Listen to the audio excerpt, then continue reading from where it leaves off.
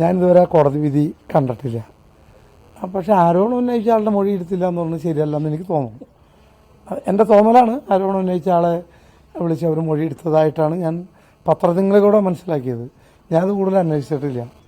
പിന്നെ വീഴ്ചയുണ്ടോ അതല്ലെങ്കിൽ വിധിയിൽ അസാധാരണത്വം ഉണ്ടോ എന്നുള്ളതൊക്കെ പിന്നീട് വിലയിരുത്തേണ്ട കാര്യങ്ങളാണ്. ഇപ്പം എനിക്കതിനെക്കുറിച്ച് ഒന്നും പറയാനില്ല. മനഃപൂർവ്വമായൊരു വീഴ്ച വരുത്തുമെന്ന് ഞാൻ കരുതുന്നില്ല.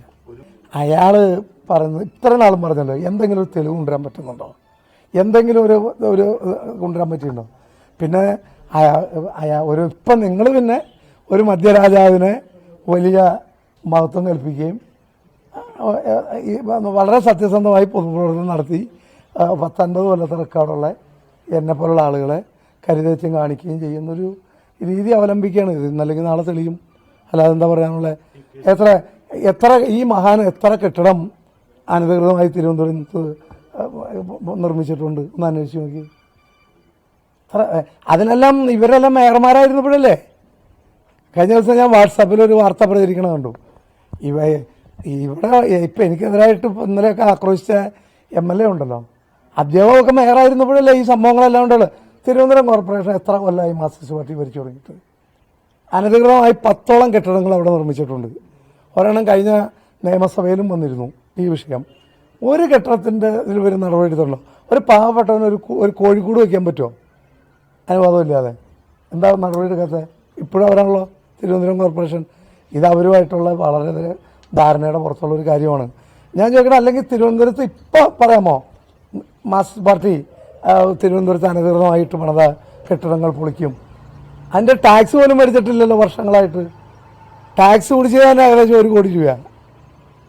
അപ്പം നിങ്ങൾക്കൊരു പാവപ്പെട്ട ആൾക്ക് സാധിക്കുമോ തിരുവനന്തപുരം നഗരത്തിൽ ഇതുപോലെ ഒരു അനധികൃതമായിട്ട് നിലകൾ കെട്ടിപ്പോക്കാൻ?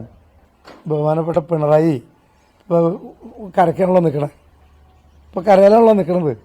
അതിൽ കൂടുതലൊന്നും പറയാനില്ല. CBIയുടെ കേസിൽ 8ാം പ്രതിയല്ലേ അദ്ദേഹം. യഥാർത്ഥത്തിൽ അദ്ദേഹം ജാഥ എന്ന് പിന്മാറേണ്ടതാണ് ആവശ്യം. ആ ധാർമ്മികത, ഞാൻ കാണിച്ച ധാർമ്മികത അദ്ദേഹത്തിനുണ്ടെങ്കിലേ അദ്ദേഹം ചെയ്യേണ്ടതെന്നറിയാമോ? ജാഥയെന്ന് പിന്മാറണം. ഞാൻ കോടതിയുടെ വിധിപ്പാർപ്പ് വരുന്നതിന് മുമ്പ് രാജിവെച്ച് ഒരു ധാർമ്മികത പ്രശ്നം ഉയർത്തിപ്പിടിച്ചില്ലേ. അദ്ദേഹത്തിന് എന്നെ ആക്ഷേപിക്കാൻ യാതൊരു ധാർമ്മികമായ ശക്തിയില്ല. അദ്ദേഹം ആ ഹൈക്കോടതിയുടെ നിരീക്ഷണം വന്നപ്പോൾ ഇമ്മീഡിയറ്റ് ആയിട്ട് ചെയ്യേണ്ടിയിരുന്നത് അദ്ദേഹം ജാഥയിൽ നിന്ന് പിന്മാറുമെന്ന് പ്രഖ്യാപിക്കേണ്ടത്. ഞാൻ അങ്ങനെയാണ് പ്രതീക്ഷിച്ചത്. ഞാൻ വേറെ ആരെയും കണ്ടില്ലല്ലോ. മുഖ്യമന്ത്രിക്കല്ലേ രാജി കൊടുക്കേണ്ടത്, KPCC പ്രസിഡന്റല്ലല്ലോ. അല്ല, ഞാൻ വിളിക്കാൻ ശ്രമിച്ചെന്ന് ഞാൻ പറഞ്ഞല്ലോ. അത് ഞാൻ അറിഞ്ഞിരുന്നില്ല, അദ്ദേഹം അവിടെ ഉണ്ടായിരുന്നില്ല. അദ്ദേഹം എന്നോട് പിന്നീട് ഞാൻ മനസ്സിലാക്കിയത് അദ്ദേഹം തൃശ്ശൂരായിരുന്നു എന്നാണ്. അദ്ദേഹത്തിൻ്റെ മകൻ്റെ കുട്ടിയുടെ എന്തോ. ഞാൻ വിളിക്കാൻ ശ്രമിച്ചു. ഞാൻ രാജി കൊടുക്കേണ്ടത് അദ്ദേഹത്തിനല്ലല്ലോ, മുഖ്യമന്ത്രിക്കല്ലേ. സംസാരിച്ചല്ലോ, സംസാരിച്ചു. എന്താ സംസാരിക്കുക? അല്ലെന്താ കുഴപ്പം? അല്ല, മുഖ്യമന്ത്രിക്കല്ലേ രാജി കൊടുക്കേണ്ടത്. മുഖ്യമന്ത്രിക്ക് രാജി കൊടുത്തു.